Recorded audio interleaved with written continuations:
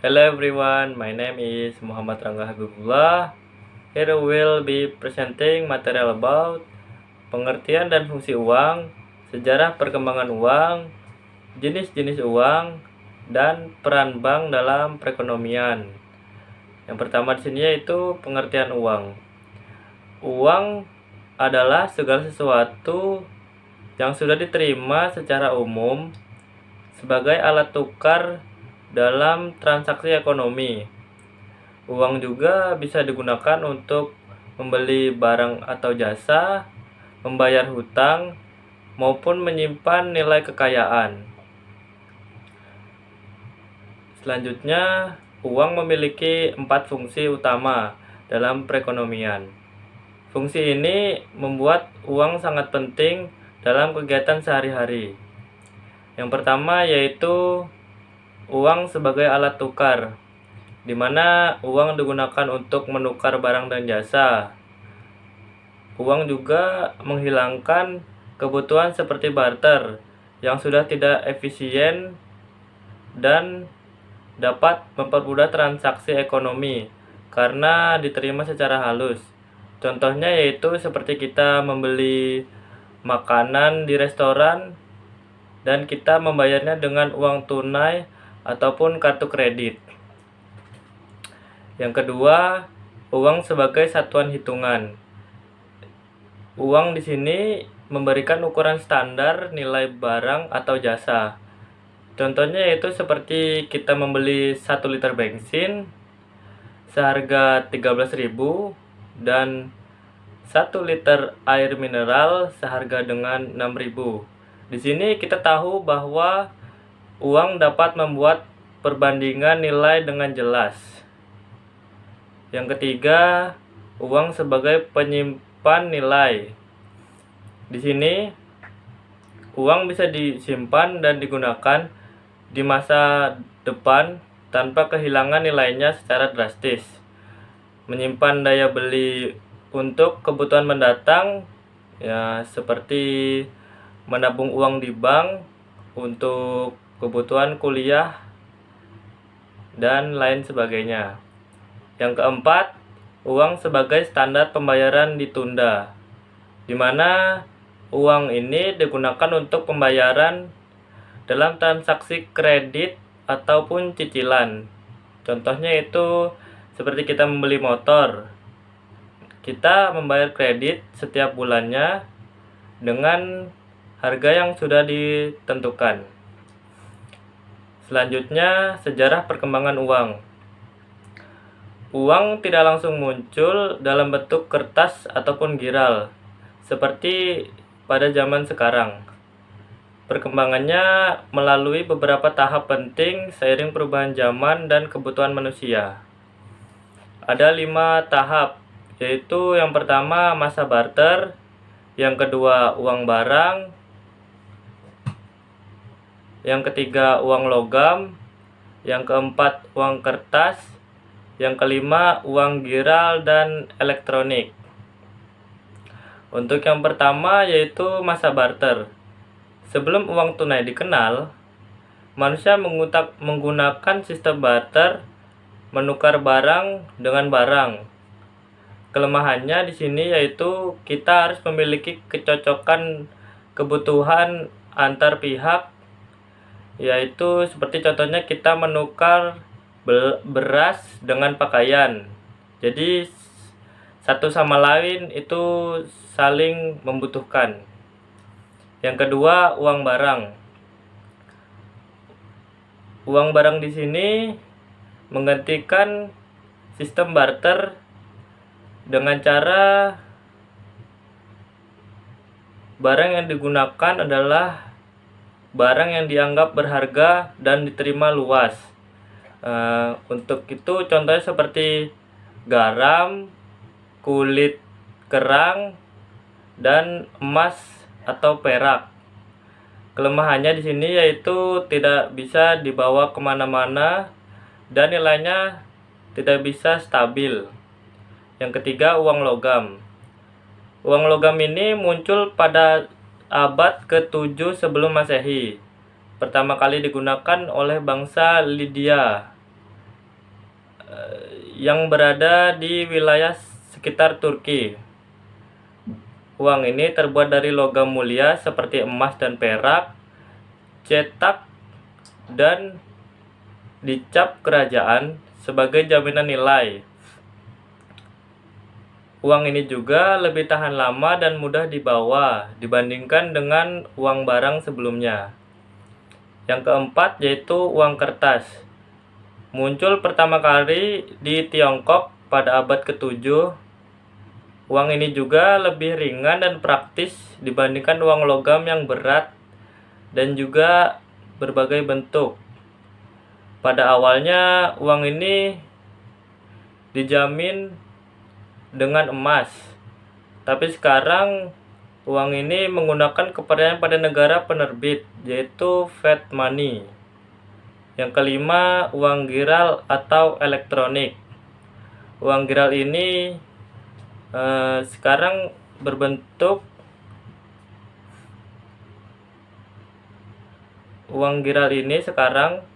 bentuknya disimpan di bank, yang dapat digunakan lewat cek, transfer, kartu debit, dan lain sebagainya.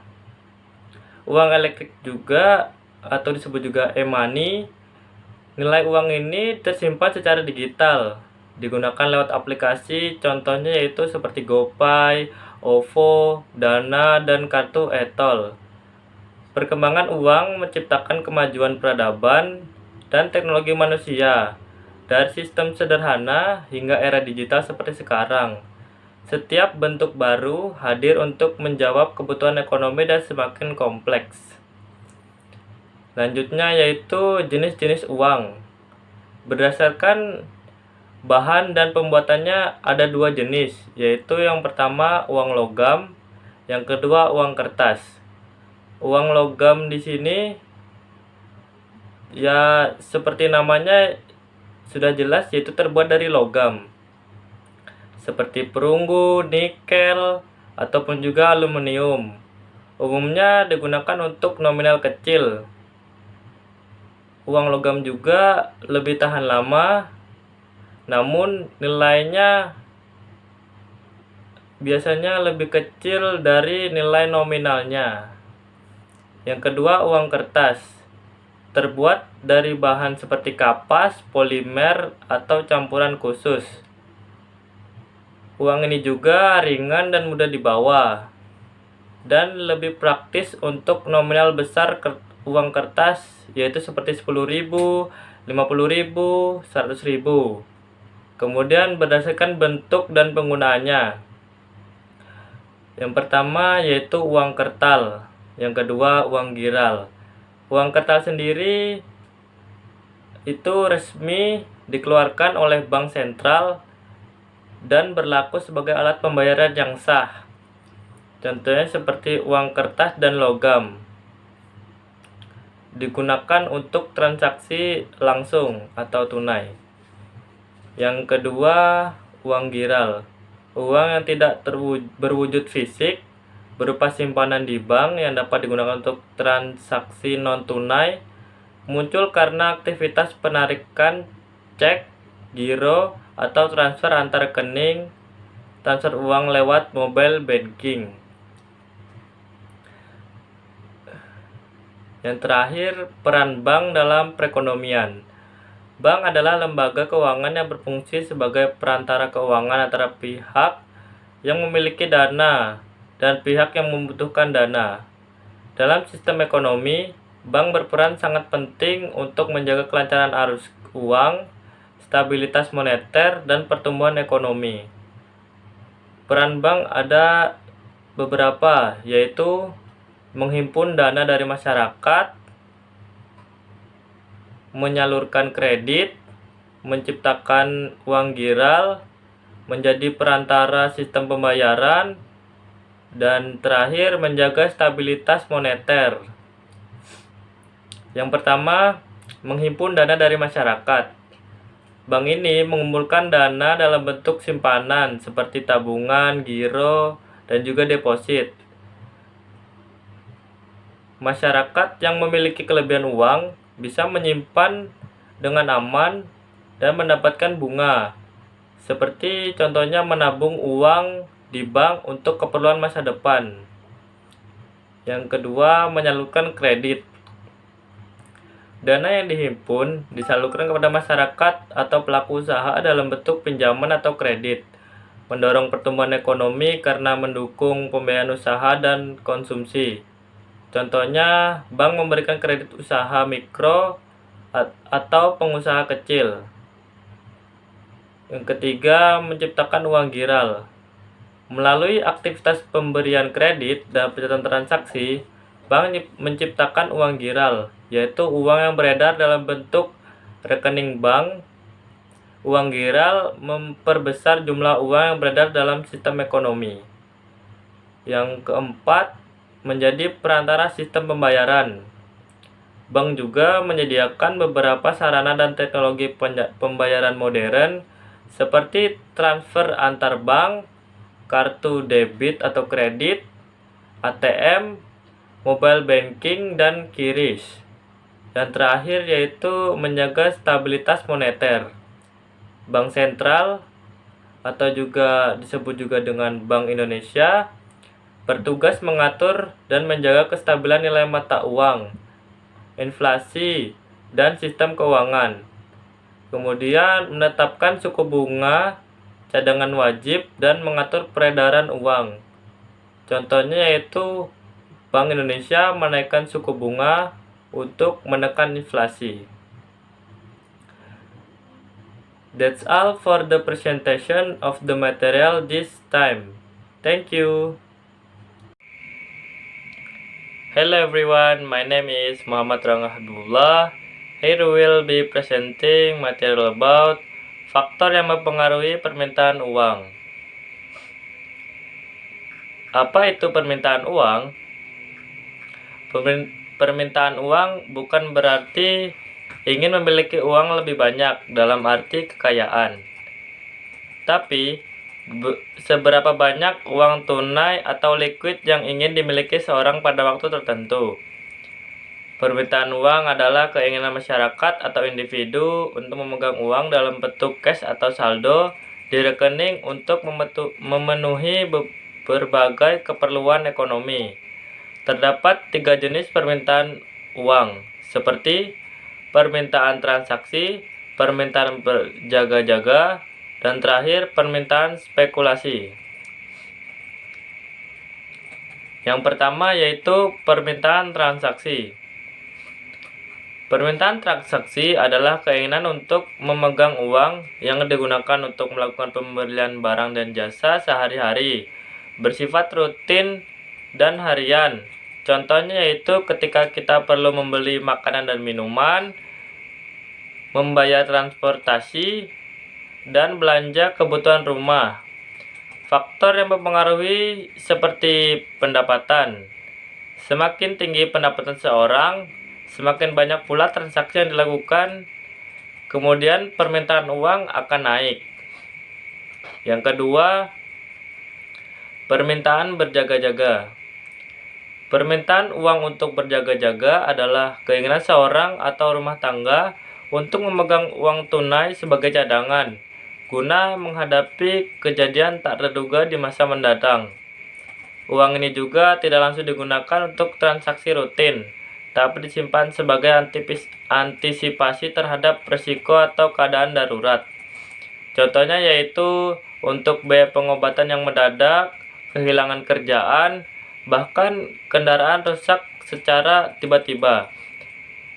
Faktor yang mempengaruhi seperti pendapatan. Semakin tinggi pendapatan seseorang, maka semakin besar pula kemampuan ia untuk menyimpan uang cadangan. Yang ketiga, permintaan spekulasi. Permintaan spekulasi adalah keinginan untuk memegang uang tunai sebagai cadangan untuk memanfaatkan peluang investasi di masa depan, terutama saat harga aset seperti obligasi atau saham dianggap belum menguntungkan. Contohnya yaitu seorang investor menilai suku bunga saat ini terlalu rendah, maka ia tidak mau membeli obligasi sekarang. Jadi, ia akan menyimpan uang tunai dulu, lalu menggunakan saat suku bunga naik atau harga obligasi turun untuk membelinya. Contoh sederhananya, jika seseorang memiliki penghasilan 5 juta, ia tidak langsung membelanjakan semuanya atau menabung seluruhnya. Sebagian dari uang itu akan disimpan sebagai saldo kas agar bisa digunakan sesuai dengan 3 tujuan di atas. Berikutnya, permintaan uang dipengaruhi oleh faktor ekonomi, yang artinya jumlah yang ingin dipegang oleh masyarakat tidak tetap, melainkan berubah-ubah tergantung pada kondisi ekonomi dan sekitarnya. Beberapa faktor ekonomi yang mempengaruhi permintaan uang adalah: yang pertama, faktor pendapatan; yang kedua, faktor suku bunga; yang ketiga, faktor harga atau inflasi. Yang pertama yaitu faktor pendapatan. Tingkat pendapatan adalah jumlah uang yang diperoleh individu, rumah tangga, atau suatu negara dalam periode waktu tertentu, biasanya dalam waktu bulanan atau tahunan, baik dari gaji, usaha, maupun investasi. Jadi, apa sih hubungan faktor pendapatan dengan permintaan uang? Semakin tinggi pendapatan, semakin besar pula kemampuan seseorang untuk berbelanja. Karena itu, mereka membutuhkan lebih banyak uang untuk melakukan transaksi sehari-hari. Artinya, permintaan uang meningkat seiring meningkatnya pendapatan. Yang kedua, faktor suku bunga. Tingkat suku bunga adalah biaya atau imbal hasil dari meminjam atau menyimpan uang. Jika Anda meminjam uang, suku bunga adalah biaya yang harus dibayar. Jika Anda menabung atau berinvestasi, suku bunga adalah keuntungan yang Anda dapatkan. Jadi, apa sih hubungan dengan permintaan uang? Suku bunga tinggi, banyak orang terdorong untuk menabung atau membeli obligasi karena hasilnya menarik, kemudian membuat permintaan uang menurun. Begitu juga sebaliknya, suku bunga rendah, menyimpan uang tidak terlalu menguntungkan. Orang cenderung memegang uang tunai lebih banyak dan permintaan uang menaik. Yang ketiga, faktor harga atau inflasi. Harga barang adalah nilai tukar suatu barang atau jasa dalam satuan uang. Inflasi adalah kenaikan harga barang dan jasa secara umum dan terus-menerus dalam suatu periode waktu tertentu. Apa sih hubungan harga barang dengan permintaan uang? Saat terjadi inflasi, harga-harga naik. Masyarakat membutuhkan uang lebih banyak untuk membeli barang dan jasa yang sama seperti sebelumnya.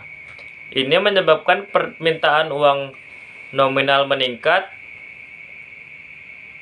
Sebagai contoh, tahun lalu harga beras sekilonya yaitu senilai dengan uang Rp10.000. Kemudian di tahun ini harga beras 1 kilonya meningkat menjadi Rp13.000. Maka kita membutuhkan lebih banyak uang untuk membeli jumlah beras yang sama. Ini berarti permintaan terhadap uang naik akibat kenaikan harga. Di sini ada beberapa faktor tambahan. Yang pertama, faktor ketersediaan instrumen keuangan. Ketersediaan instrumen keuangan mengacu pada kemudahan akses masyarakat terhadap produk dan layanan keuangan seperti rekening tabungan, ATM, dan mobile banking, e-wallet, atau dompet digital seperti GoPay, OVO, dan Dana. Kemudian ada deposito, saham, reksadana, dan lain sebagainya. Apa sih hubungan ketersediaan instrumen keuangan dengan permintaan uang?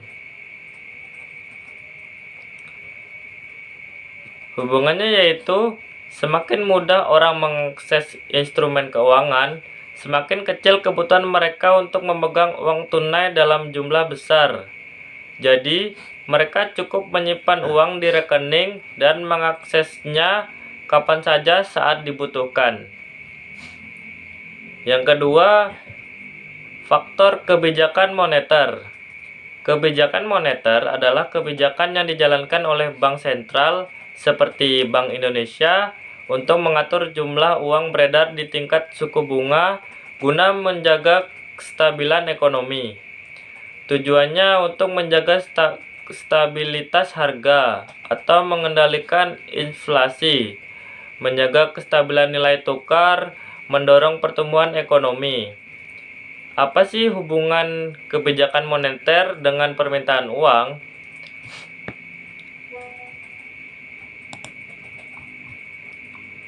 Ketika bank sentral melonggarkan kebijakan moneter, masyarakat cenderung lebih aktif menggunakan uang dan permintaan uang meningkat. Sebaliknya, jika kebijakan diperketat, masyarakat menahan pengeluaran dan permintaan uang menurun. Dari sini kita tahu bahwa kebijakan moneter memengaruhi permintaan uang secara langsung maupun tidak langsung melalui perubahan suku bunga, inflasi, dan jumlah uang beredar. Bank sentral memainkan peran penting dalam mengarahkan perilaku ekonomi masyarakat melalui instrumen kebijakan ini. That's all for the presentation of the material this time. Thank you.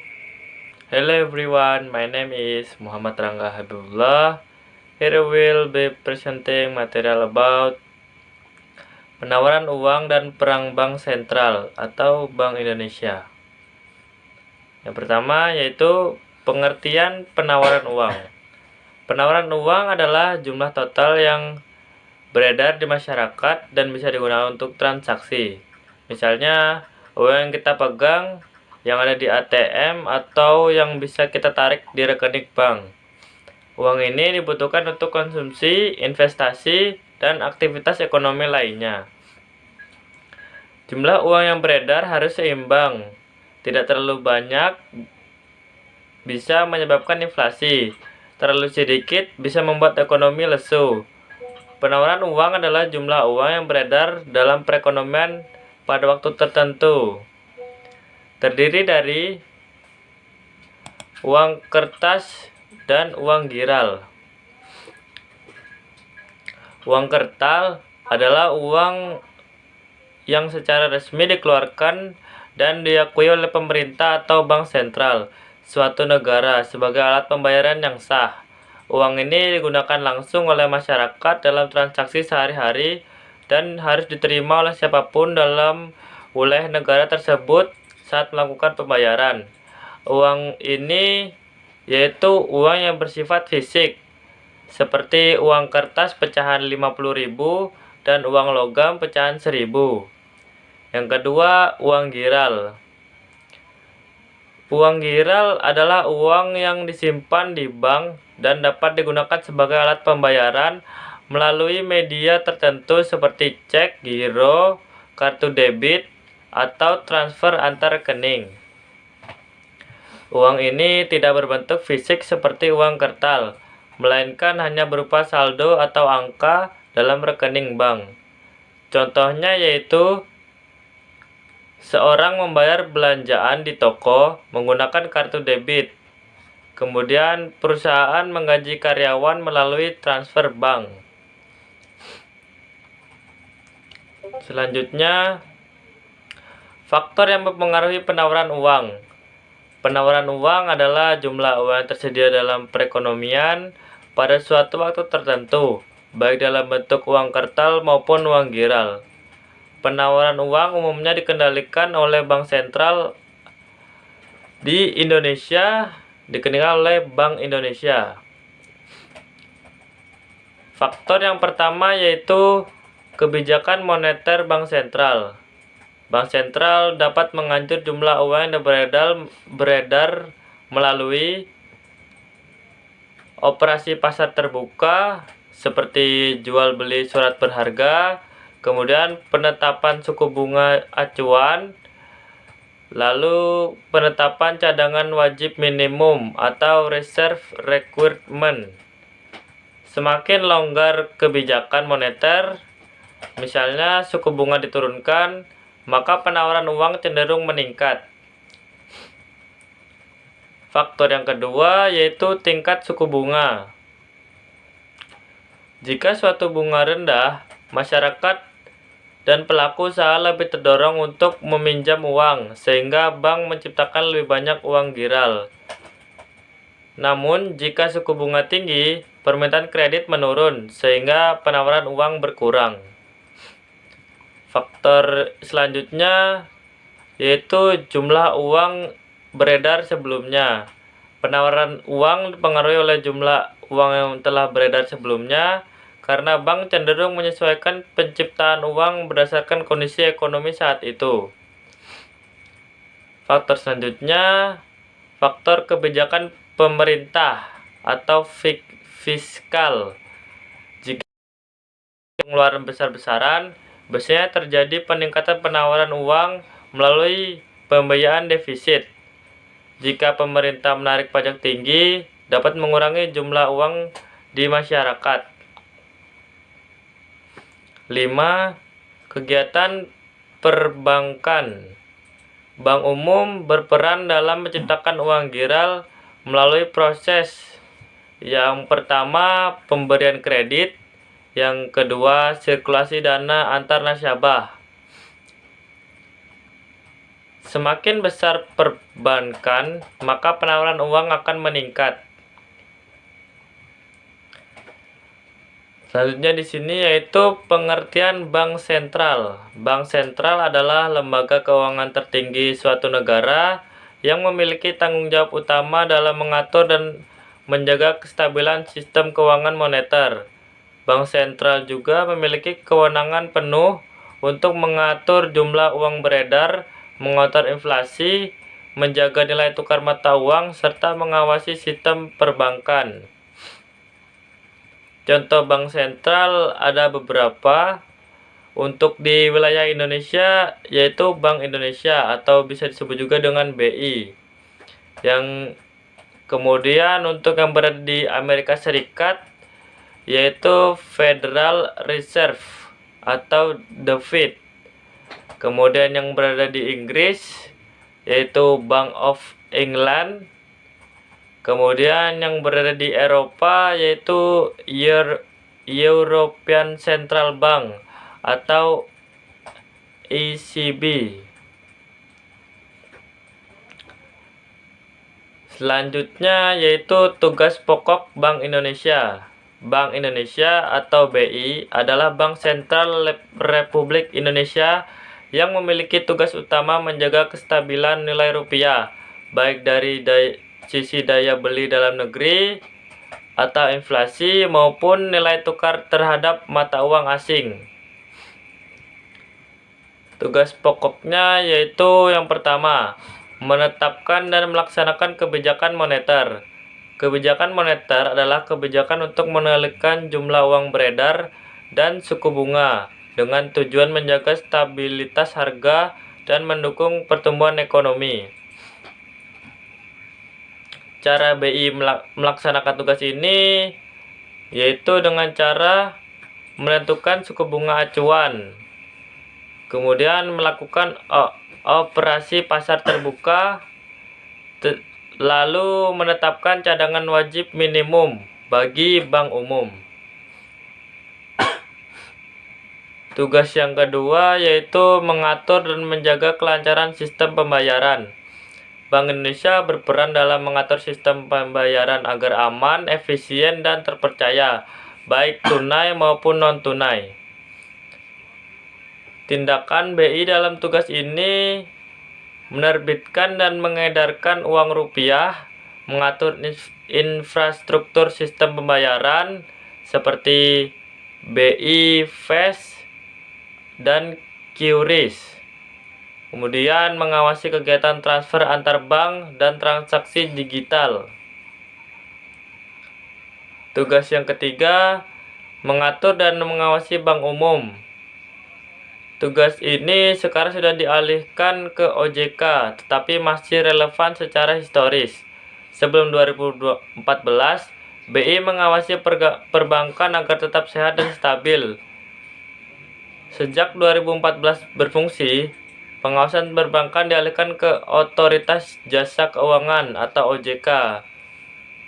Namun, BI di sini tetap mengawasi risiko sistematik dan bekerja sama dengan OJK serta LPS untuk menjaga stabilitas sistem keuangan. Selanjutnya, fungsi Bank Indonesia. Bank Indonesia memiliki peran strategis dalam menjaga kestabilan ekonomi nasional. Fungsinya berfokus pada pengendalian moneter, pengaturan sistem pembayaran, dan stabilitas keuangan. Yang pertama, menjaga stabilitas nilai rupiah. Ini adalah fungsi utama Bank Indonesia. Menjaga stabilitas nilai rupiah mencakup stabilitas harga, inflasi rendah dan terkendali. Kemudian stabilitas nilai tukar rupiah terhadap mata uang asing. Yang kedua, menetapkan dan melaksanakan kebijakan moneter. Bank Indonesia mengatur jumlah uang beredar dan tingkat suku bunga untuk mengendalikan inflasi dan mendukung pertumbuhan ekonomi. Yang ketiga, mengatur dan menjaga kelancaran sistem pembayaran. Bank Indonesia mengatur sistem pembayaran agar aman, efisien, dan terkendali. Yang keempat, mengelola dan menerbitkan uang rupiah. Bank Indonesia adalah satunya lembaga yang berwenang mencetak dan mengedarkan uang rupiah di Indonesia. Bertanggung jawab juga dengan desain asing, distribusi uang, dan menjaga kualitas dan keaslian uang beredar. Yang kelima, menjaga stabilitas sistem keuangan. BI di sini berperan juga dalam mendeteksi risiko sistematik dalam perbankan, menjaga kepercayaan masyarakat terhadap sektor keuangan, berkoordinasi dengan OJK dan LPS dalam stabilitas keuangan.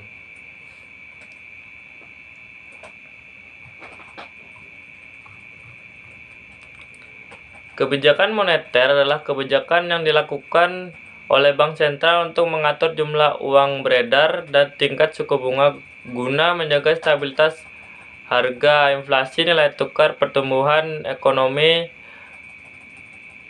dan Bank Indonesia juga menggunakan beberapa instrumen utama untuk mencapai tujuan kebijakan moneter. Yang pertama, operasi pasar terbuka atau OPT. Kegiatan jual beli surat berharga seperti SBN oleh Bank Indonesia di pasar uang. Kemudian bertujuan untuk mengendalikan likuiditas uang beredar. Dan jika Bank Sentral menjual SBN atau surat berharga negara, uang keluar dari perbankan, kemudian likuiditas akan turun. Dan jika Bank Sentral membeli SBN, uang masuk ke perbankan dan likuiditas akan naik. OPT juga adalah instrumen utama dan paling fleksibel dalam kebijakan moneter.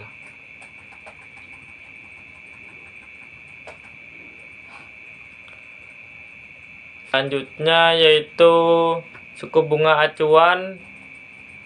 Ini adalah tingkat suku bunga yang ditetapkan BI sebagai referensi bagi perbankan.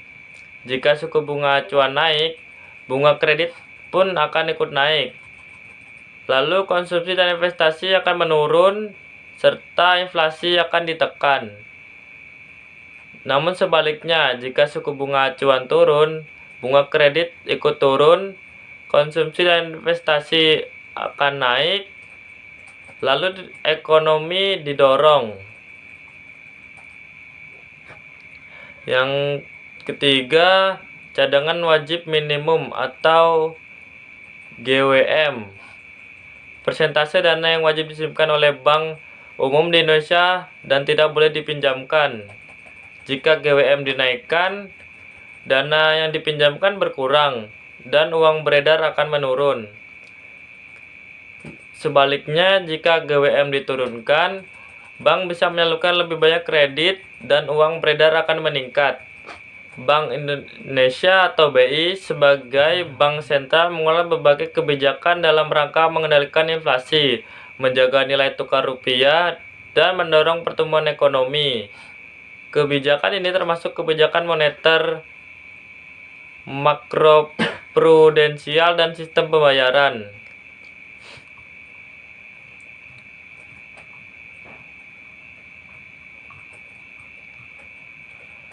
Di sini ada dua, yaitu kebijakan nilai tukar atau intervensi pasar valuta asing, yaitu contohnya ketika nilai tukar rupiah melemah tajam, BI melakukan intervensi di pasar valuta asing untuk menjaga stabilitas rupiah. Terjadi pada tahun 2018 saat rupiah melemah terhadap dolar AS, BI menjual cadangan devisa untuk menstabilkan nilai tukar. Terakhir, peluncuran sistem pembayaran digital seperti QRIS dan BI Fast. QRIS atau Quick Response Code Indonesia Standar diluncurkan untuk memperluas pembayaran non-tunai secara digital, khususnya bagi UMKM. BI Fast diluncurkan untuk mempercepat dan mengefisienkan transfer antar bank dengan biaya lebih murah, yaitu maksimal 2.500 dalam sekali transaksi. That's all for the presentation of the material this time. Thank you. Hello everyone, my name is Muhammad Rangga Habibullah. Here we will be presenting material about fungsi dan peran bank umum dan lembaga keuangan lainnya. Dalam kehidupan perekonomian modern, lembaga keuangan memiliki peran yang sangat penting. Bank umum dan lembaga keuangan lainnya membantu memperlancar aktivitas ekonomi masyarakat, baik individu maupun perusahaan. Tanpa keberadaan lembaga ini, proses transaksi dan investasi maupun menyimpan kekayaan akan menjadi sulit dan tidak efisien. Oleh karena itu, dalam materi ini kita akan membahas secara mendalam mengenai fungsi, peran, dan jenis-jenis dari bank umum serta lembaga keuangan non-bank. Apa itu bank umum? Bank umum adalah lembaga keuangan yang memiliki izin dari otoritas moneter untuk menghimpun dana dari masyarakat dalam bentuk simpanan, yaitu giro, tabungan, dan deposito. Kemudian menyalurkan kembali kepada masyarakat dalam bentuk kredit atau pinjaman, serta memberikan jasa keuangan lainnya. Bank umum memiliki jangkauan pelayanan yang luas dan menyasar seluruh lapisan masyarakat. Contoh bank umum yang ada di Indonesia antara lain seperti Bank Mandiri, Bank BNI, Bank BCA, dan juga Bank BRI. Mereka beroperasi berdasarkan prinsip konvensional maupun prinsip syariah. Fungsi bank umum. Fungsi bank umum antara lain yaitu yang pertama, menghimpun dana dari masyarakat. Menghimpun dana dari masyarakat adalah salah satu fungsi utama lembaga keuangan, terutama bank, yaitu mengumpulkan dari masyarakat yang memiliki kelebihan uang untuk disimpan dan dikelola kembali dalam sistem keuangan. Menerima simpanan masyarakat baik dalam bentuk tabungan, giro, maupun deposito. Dana yang dihimpun ini digunakan kembali untuk kegiatan produktif seperti memberikan kredit kepada masyarakat atau pelaku usaha. Yang kedua, menyalurkan dana ke masyarakat. Setelah menghimpun dana dari masyarakat, bank dan lembaga keuangan memiliki fungsi penting lainnya, yaitu menyalurkan dana kembali ke masyarakat dalam bentuk pinjaman ataupun kredit, Menyalurkan dana berarti bank menggunakan uang yang telah dihimpun dari para penabung untuk memberikan pinjaman, yaitu kredit, kepada individu, usaha kecil, perusahaan maupun pemerintah, membiayai kegiatan produktif yang bisa mendorong pertumbuhan ekonomi. Yang ketiga, memberikan jasa lainnya. Selain menghimpun dan menyalurkan dana, bank juga memberikan berbagai jasa keuangan lainnya pada masyarakat. Jasa ini bertujuan untuk mempermudah transaksi, meningkatkan kenyamanan nasabah, serta memperluas layanan perbankan. Jasa lainnya yang diberikan bank adalah layanan non-kredit dan non-simpanan yang berfungsi untuk memfasilitasi transaksi keuangan, menyediakan layanan pengelola dana, memberikan kemudahan bagi nasabah, dan dalam aktivitas ekonomi. Yang keempat, menjadi perantara keuangan atau financial intermediary. Salah satu fungsi utama bank dan lembaga keuangan adalah menjadi perantara keuangan. Financial intermediary yaitu menghubungkan antara pihak yang memiliki kelebihan dana atau surplus unit dan pihak yang membutuhkan dana atau defisit unit. Sebagai perantara keuangan, bank menghimpun dana dari masyarakat, misalnya melalui tabungan dan deposito, menyalurkan dana tersebut kepada pihak yang membutuhkan pembiayaan melalui kredit atau pinjaman. Bank juga ikut mendukung kelancaran sistem pembayaran nasional dan mendukung kebijakan moneter pemerintah. Peran bank dalam perekonomian. Peran bank umum dalam perekonomian nasional.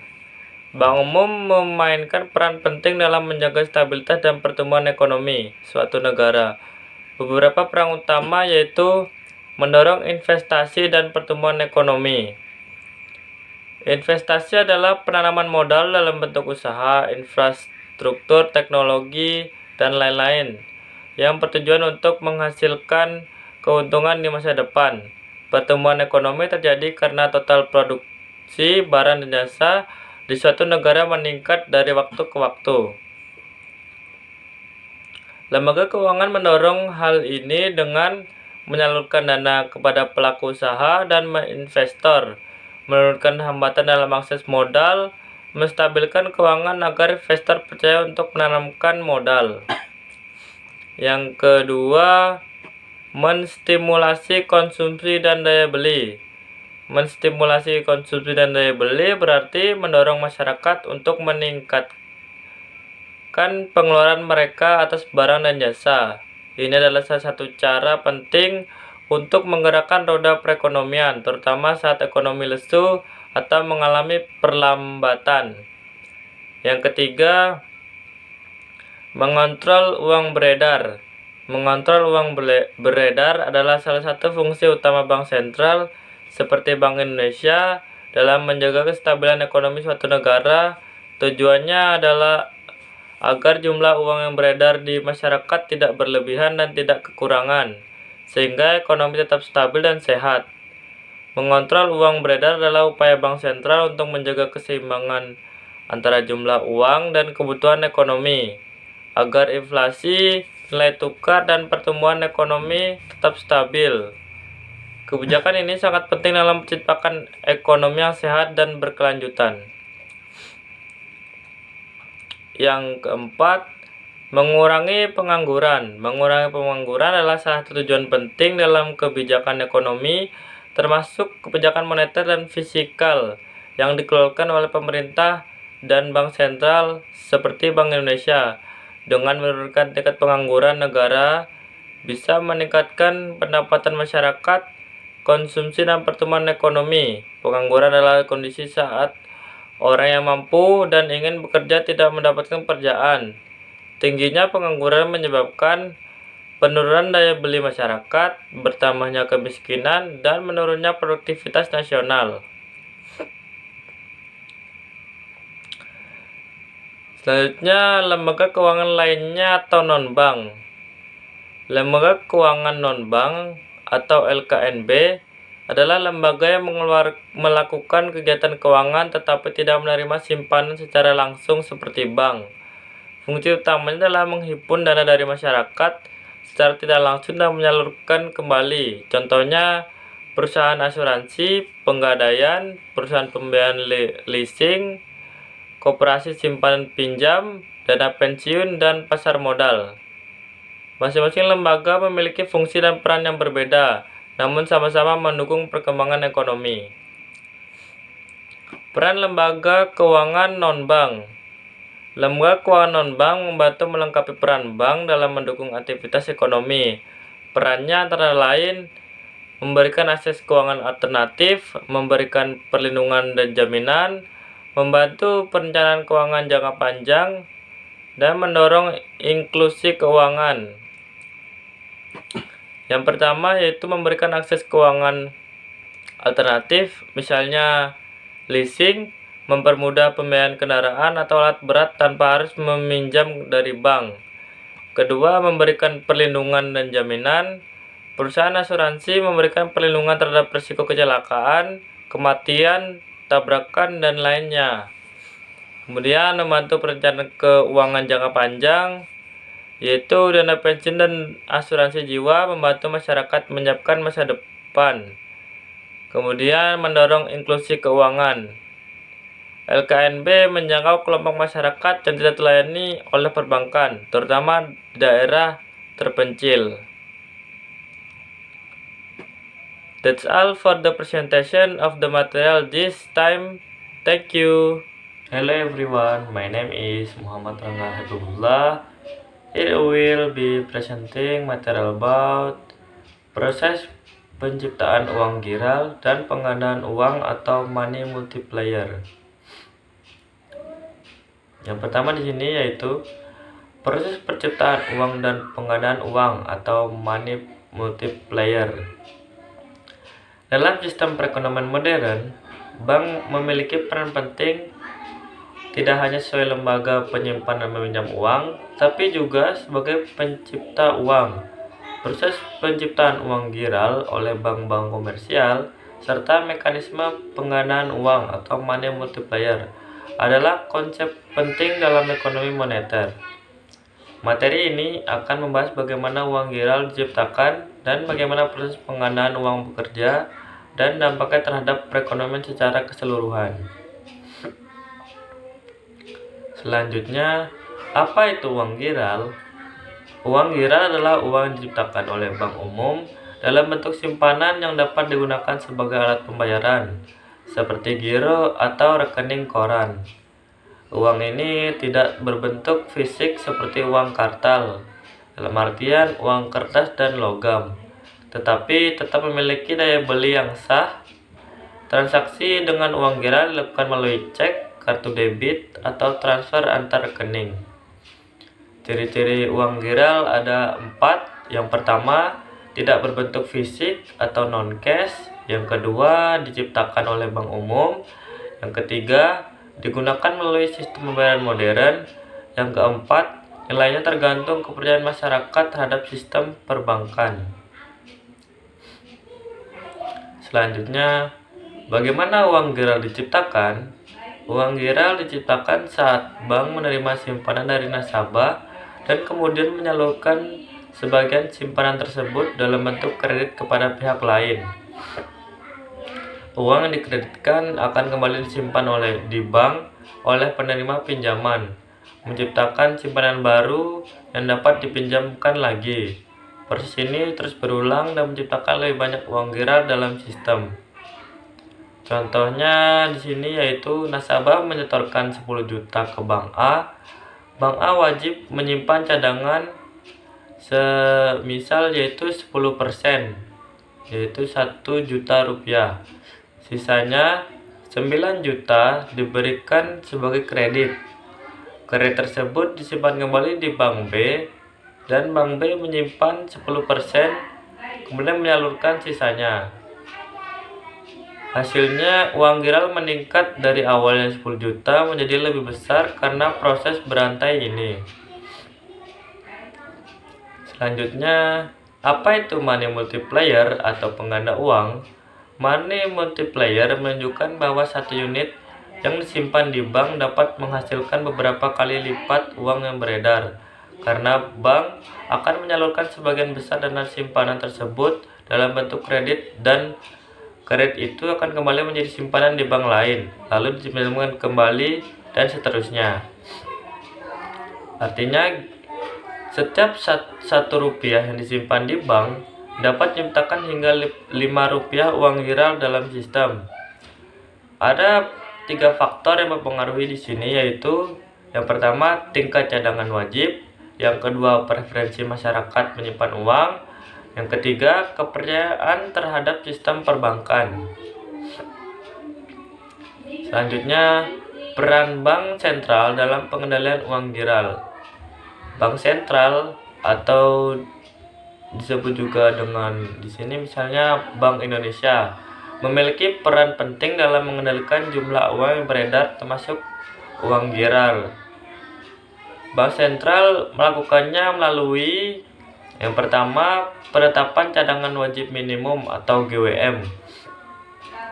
GWM adalah porsi minimum dana pihak ketiga atau DPK yang ditabungkan pada giro atau deposit yang wajib ditempatkan bank di rekening gironya pada Bank Indonesia atau BI, atau dalam bentuk aset likuid tertentu. Tujuan utamanya di sini yaitu mengendalikan likuiditas dan uang beredar, seperti menekan atau menambah rupiah di ekonomi, kemudian menjamin kestabilan sistem pembayaran. Dalam artian, bank selalu punya dana tunai atau clearing.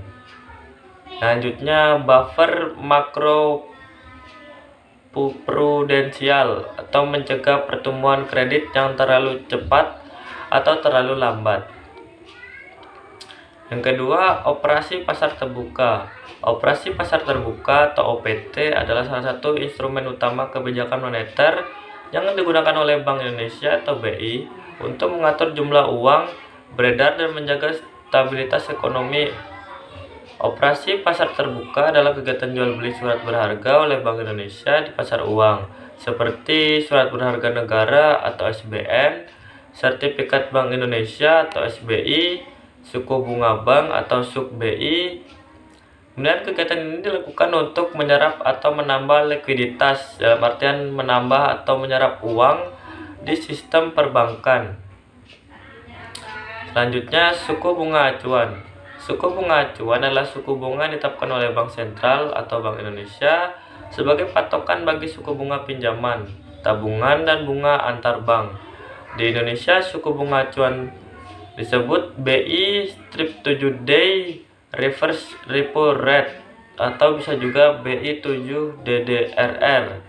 Suku bunga acuan adalah tingkat bunga yang ditetapkan oleh Bank Indonesia untuk transaksi reverse repo tenor 7 hari antara BI dan perbankan, yang menjadi dasar penentuan suku bunga pinjaman atau kredit, suku bunga deposit dan tabungan, serta suku bunga antar bank. Yang ketiga ataupun yang terakhir, pengawasan kredit. Pengawasan kredit adalah proses pemantauan dan evaluasi yang dilakukan oleh bank atau lembaga keuangan terhadap pinjaman atau kredit yang telah diberikan kepada nasabah. Tujuannya adalah untuk memastikan bahwa kredit yang diberikan digunakan sesuai tujuan dan dibayarkan tepat waktu. Dengan alat-alat tersebut, bank sentral menjaga kestabilan nilai uang dan inflasi.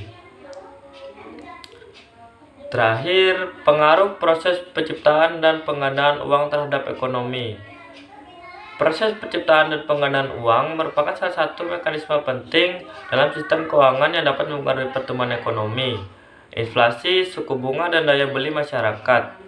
Proses ini terutama dilakukan oleh bank sentral dan bank umum melalui kegiatan perbankan sehari-hari. Proses penciptaan dan penggandaan uang mempengaruhi yang pertama inflasi, Yang kedua, pertumbuhan ekonomi. Yang ketiga, kestabilan keuangan. Yang keempat, ketersediaan kredit.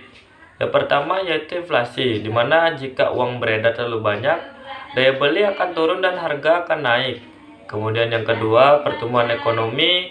Uang viral yang sehat mendorong investasi dan konsumsi. Yang ketiga, stabilitas keuangan, di mana pengawasan penting untuk mencegah overlending yang memicu krisis. Yang keempat, ketersediaan kredit. Bank bisa mendukung pelaku usaha melalui kredit produktif.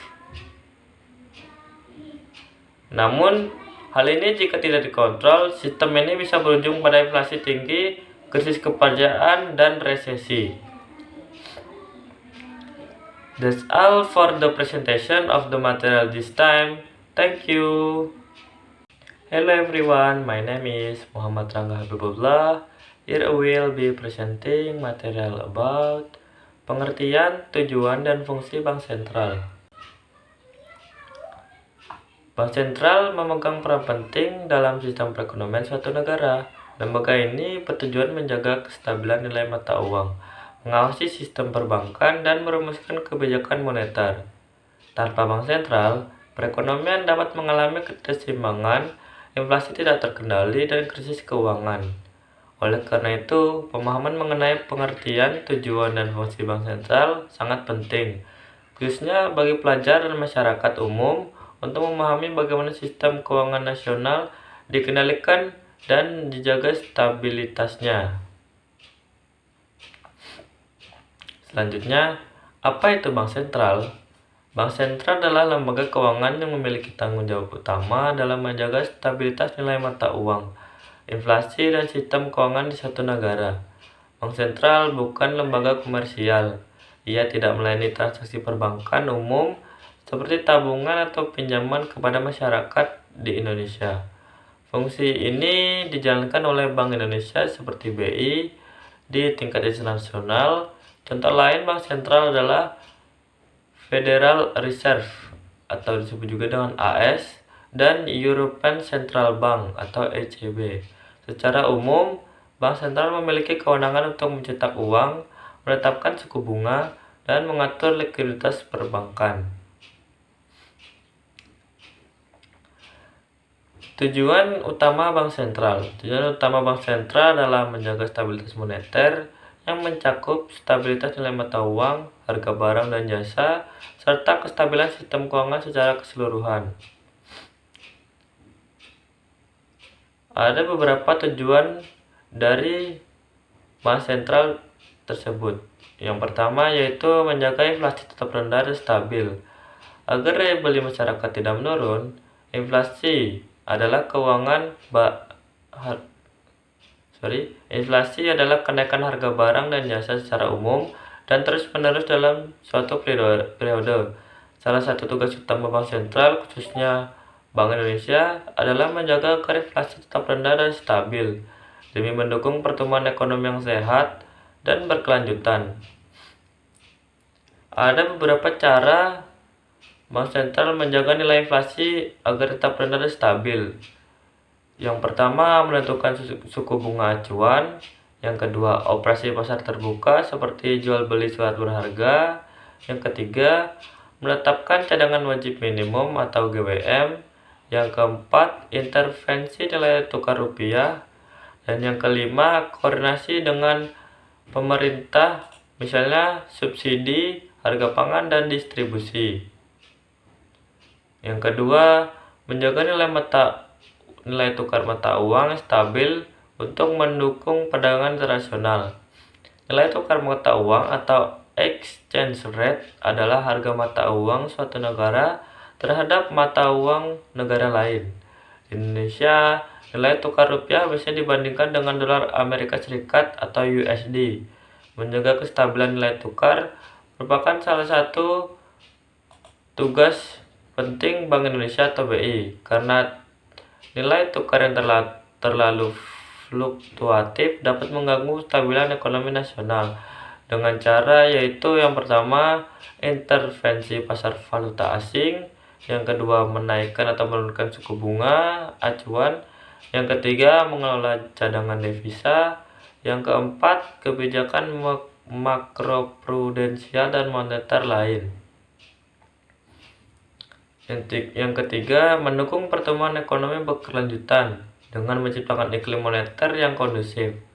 Pertumbuhan ekonomi berkelanjutan adalah peningkatan kapasitas produksi dan kesejahteraan masyarakat yang secara langsung terus-menerus dalam jangka panjang, tanpa menimbulkan ketimpangan sosial atau kerusakan lingkungan. Bank sentral seperti Bank Indonesia memiliki peran penting dalam mendukung pertumbuhan ini melalui kebijakan moneter dan pengaturan sistem keuangan yang sehat. Yang keempat, menjaga stabilitas sistem keuangan. Agar krisis atau kegagalan sistem dapat dicegah, stabilitas sistem keuangan adalah kondisi di mana seluruh elemen dalam sistem keuangan seperti perbankan, pasar modal, lembaga keuangan non-bank, dan infrastruktur keuangan berfungsi secara normal, efisien, dan mampu menghadapi guncangan tanpa menimbulkan krisis besar. Bank Indonesia atau BI memiliki peran penting dalam menjaga agar sistem keuangan tetap stabil, karena stabilitas ini menjadi fondasi utama pertumbuhan ekonomi dan kepercayaan publik terhadap sektor keuangan. Selanjutnya, fungsi-fungsi utama bank sentral. Bank sentral menjalankan fungsi penting, yaitu di mana yang pertama mengatur dan melaksanakan kebijakan moneter, yang kedua menjaga stabilitas sistem pembayaran, yang ketiga menjadi leader of last resort atau pemberi pinjaman terakhir, yang keempat mengatur dan mengawasi perbankan. Pertama yaitu mengatur dan melaksanakan kebijakan moneter. Bank sentral akan mengontrol jumlah uang beredar dan tingkat suku bunga untuk menjaga inflasi tetap terkendali. Yang kedua, menjaga stabilitas sistem pembayaran, di mana bank sentral akan mengawasi agar sistem pembayaran antar bank dan antar instansi berjalan lancar dan aman. Yang ketiga, menjadi leader of last resort, di mana bank sentral memberikan bantuan likuiditas kepada bank-bank yang mengalami kesulitan keuangan sementara untuk mencegah kegagalan sistematik. Yang keempat, mengatur dan mengawasi perbankan. Dalam beberapa negara, termasuk Indonesia, melalui OJK atau Otoritas Jasa Keuangan, bank sentral memiliki atau pernah memiliki peran pengawasan sektor perbankan untuk memastikan kesehatan bank dan kepatuhan terhadap regulasi. Selanjutnya, peran Bank Indonesia sebagai bank sentral. Contoh bank sentral di Indonesia yaitu ID Bank Indonesia. Bank Indonesia atau BI adalah Bank Sentral Republik Indonesia. BI memiliki 3 pilar utama dalam tugasnya. Yang pertama, menetapkan dan melaksanakan kebijakan moneter. Yang kedua, mengatur dan menjaga kelancaran sistem pembayaran. Yang ketiga, menjaga stabilitas sistem keuangan. Bank Indonesia independen, artinya tidak boleh dipengaruhi oleh pihak manapun dalam mengambil keputusan. BI juga memiliki instrumen moneter seperti operasi pasar terbuka atau PT, suku bunga acuan yaitu BI rate, dan giro wajib minimum untuk mengontrol perekonomian nasional. Terakhir, bank sentral adalah elemen vital dalam perekonomian suatu negara. Ia bertanggung jawab menjaga stabilitas nilai tukar, inflasi, dan sistem keuangan. Dengan kebijakan yang tepat, bank sentral dapat menciptakan kondisi ekonomi yang sehat dan stabil. Di Indonesia, Bank Indonesia menjalankan peran ini melalui kebijakan moneter, pengawasan sistem pembayaran, dan dukungan terhadap sistem keuangan nasional.